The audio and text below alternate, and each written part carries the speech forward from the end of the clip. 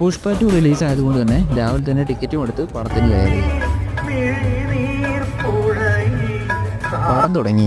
അണ്ണൻ വന്ന് പറഞ്ഞു താഴത്തില്ലെന്ന്. 3.5 മണിക്കൂർ ഇരുന്നത് കൊണ്ട് തന്നെ നല്ല വിശപ്പായിരുന്നു. നമ്മൾ നേരെ പോയത് അൺലിമിറ്റഡ് ബിരിയാണി കഴിക്കാനാണ്. സിനിമ കണ്ട് ഇറങ്ങിയപ്പോഴത്തേനും ഏകദേശം 3 മണിയായി. 3 മണിയായിട്ടും ഇവിടെ അത്യാവശ്യം നല്ല തിരക്കാണ്. നമ്മളൊരു ചിക്കൻ ബിരിയാണിയാണ് പറഞ്ഞത്. 100 രൂപയുടെ ബിരിയാണി ആയതുകൊണ്ട് തന്നെ വലിയ പീസുകളൊന്നും പ്രതീക്ഷിച്ച് ചെല്ലരുത്. ഒരു മീഡിയം പീസുകളാണ് കിട്ടുക. ബിരിയാണിയുടെ കൂടെ അച്ചാറും സാലഡുമാണുള്ളത്. ചമ്മന്തി പ്രതീക്ഷിക്കരുത്.